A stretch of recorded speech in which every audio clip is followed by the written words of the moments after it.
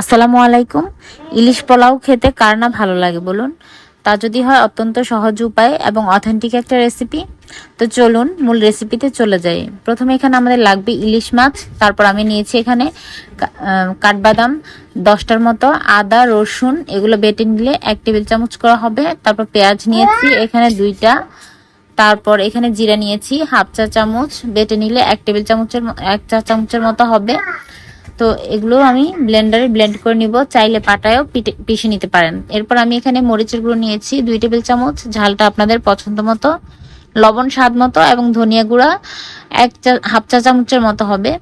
তারপর ব্লেন্ড করা মশলাটা এখানে দিয়ে দিচ্ছি। তারপর এখানে আমি দিয়ে দিব হচ্ছে তেল, সয়াবিন তেল দিয়ে দিচ্ছি এখানে 3 টেবিল চামচের মতো হবে। তারপর দিয়ে দিচ্ছি এখানে আমি মিষ্টি দইটা ব্যবহার করেছি, আপনারা টক দই হলে টক দই ব্যবহার করবেন, সেক্ষেত্রে চিনি ব্যবহার করা লাগবে।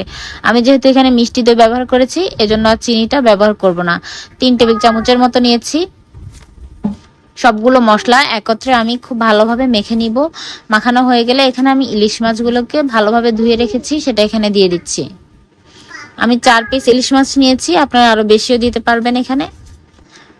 তো সবগুলো মাছ আমি মশলার মধ্যে দিয়ে রাখবো, মশলার মধ্যে দিয়ে এগুলোকে মশলা দিয়ে ঢেকে রাখবো এবং 10 মিনিট ম্যারিনেশনে রাখবো।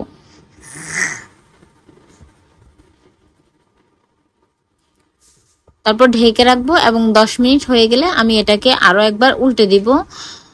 যেহেতু এখন আমি উল্টাইনি, একটা পাশ আমি দিয়েছি, তো 10 মিনিট পরে উল্টে আমি আরো একবার ঢেকে 10 মিনিট রেখে দিব। টোটাল আমি 20 মিনিট ম্যারিনেশনে রাখবো এই ইলিশ মাছগুলো।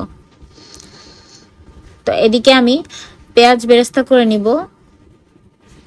তার জন্য আমি চুলায় একটা পাত্র বসিয়ে সেখানে দিয়ে দিচ্ছি তেল, তেলের মধ্যে আমি পেঁয়াজগুলো দিয়ে দিলাম আর নেড়ে চেড়ে এগুলোকে পেঁয়াজগুলোকে বেরেস্তা করে নিব। বেরেস্তা হয়ে গেলে বেরেস্তাটা উঠিয়ে রাখবো, একটা ছড়ানো পাত্রে রাখতে হবে, তখন এটার ভেতরে গরম গরম ভাবটা চলে যাবে আর বেশি কালো হবে না। এরপর আমি এখানে দিয়ে দিচ্ছি আরো কিছুটা পেঁয়াজ। এই পর্যায়ে পেঁয়াজ না দিলেও হবে, আমার কাছে কাটা ছিল তাই আমি দিয়ে দিচ্ছি 5টার মতো এলাচ, 2 টুকরো দারুচিনি এবং তেজপাতা দিয়ে আমি তেলের মধ্যে একটু ভেজে নিব এবং ইলিশটা দিয়ে দিচ্ছি এবং বাটিতে লেগে থাকা মশলাগুলোকে আমি খুব ভালোভাবে এখানে দিয়ে দিচ্ছি। চুলার আঁচটা মিডিয়ামে রেখে আমি 3 থেকে 4 মিনিটের মতো একটা পাশ রান্না করে নিব। এরপরে আমি প্রায় 3 থেকে 4 মিনিট পরে আমি আবার উল্টে দেব। এই পর্যায়ে মাছটা কিন্তু খুব নরম থাকে, আপনারা 2টা চামচের সাহায্যে উল্টে নেবেন।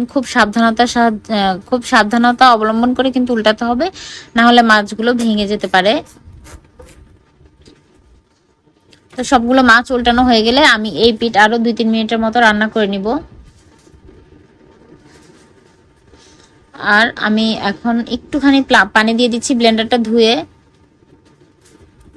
খুবই সামান্য 3-4 টেবিল চামচের মতো হবে। তারপর চুলা আঁচটাকে মিডিয়ামে রেখে আমি এই পাশেও রান্না করে নিব। মাছগুলো রান্না হয়ে গেছে, পুরোপুরি সেদ্ধ হয়েছে। ইলিশ মাছটা খুব বেশিক্ষণ রান্না করতে হয় না। তো মাছটাকে আমি তুলে রাখছি, একটু সাবধানে আমি উঠাচ্ছি যাতে না ভেঙে যায়। সবগুলো মাছ ওঠানো হয়ে গেলে আমি এই পুরো মশলাটাকে অন্য একটা বাটিতে ট্রান্সফার করে দিব এবং তেলটাকে আমি আবার এই পাত্রের মধ্যে নিয়ে নিব, কারণ এই তেল দিয়েই আমি পোলাওটা রান্না করব। আমার এই মাছের মধ্যে কিন্তু আমি যথেষ্ট পরিমাণ তেল দিয়েছি, আর বাড়তি তেল লাগবে না।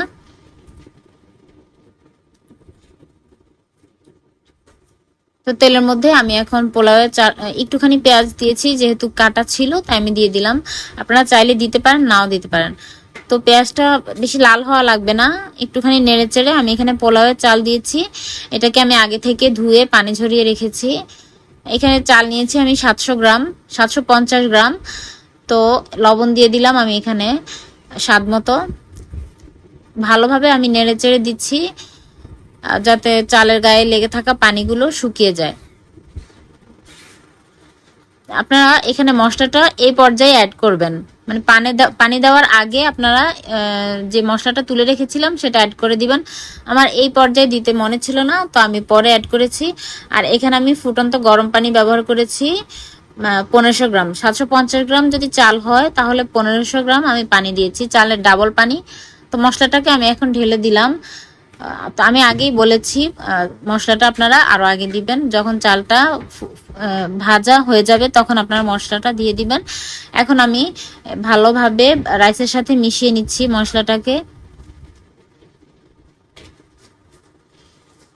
তো আমি এখন চালটাকে দমে দিয়ে দিব, এজন্য একটু চেপে দিচ্ছি। চেপে উপরে একটা ঢাকনা দিয়ে একটা শিল দিয়ে দিচ্ছি, উপরে ভারী কিছু দিয়ে দিবেন। দিয়ে আমি 10 মিনিটের জন্য অপেক্ষা করব। 10 মিনিট পর আমি ঢাকনাটাকে তুলে চালগুলোকে উল্টে পাল্টে দিব, যাতে উপরের চাল নিচে চলে যায় এবং নিচের চালগুলো উপরে চলে আসে এবং ভালোভাবে সিদ্ধ হতে পারে।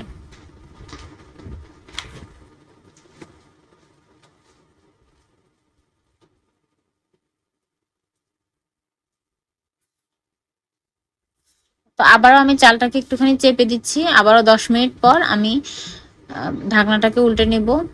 10 মিনিটের জন্য ঢাকা দিয়ে রেখেছি এবং 10 মিনিট পর আবারও ফিরে আসলাম এবং আবারও একটু উল্টে পাল্টে দিচ্ছি। আমার পোলাওটা কিন্তু একদম রেডি। এখন আমি দিয়ে দিব এটার উপরে আমি যে ইলিশ মাছগুলোকে তুলে রেখেছিলাম সেগুলো এখন আমি এটার উপরে দিয়ে দিচ্ছি।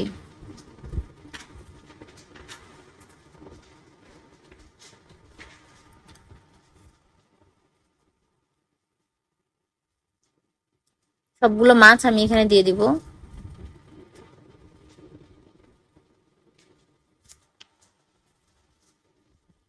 মাছগুলো দেওয়া হলে আমি আবারও উপরে ঢাকা দিয়ে রাখবো 10 মিনিটের জন্য, 10 থেকে 15 মিনিট। এর আগে আমি এখানে কিছু কিশমিশ এবং কিছু পেঁয়াজ বেরেস্তা দিয়ে দিলাম। যে পেঁয়াজ বেরেস্তাগুলো আগেই করে রেখেছিলাম সেগুলো আমি উপর দিয়ে দিয়ে দিচ্ছি। চাইলে এখানে আপনারা কাজু বাদাম কিংবা পেস্তা বাদামও দিয়ে দিতে পারেন কুচি করে। পোলাওটা আমার একদম রেডি, এখন আমি পরিবেশন করে দিচ্ছি। এই ইলিশ পোলাওটা এতটাই মজা হয়েছে, একবার ট্রাই না করলে আপনারা কিন্তু বুঝতে পারবেন না। তো আমার রিকোয়েস্ট থাকবে আপনারা একবার হলেও কিন্তু এই ইলিশের সিজনে ইলিশ পোলাওটা রান্না করে খাবেন বা তৈরি করে খাবেন, যাই হোক। তো দেখুন দেখতে কতটা সুন্দর লাগছে, আর সবগুলো চাল কিন্তু ঝরঝরা হয়েছে, একটার সাথে একটাও লেগে নেই। আর খেতে কিন্তু মাশাআল্লাহ অনেক ভালো হয়েছে, সেটা আর কি বলবো। তো আজকের মতো আমি এখানেই বিদায় নিচ্ছি। আল্লাহ হাফেজ।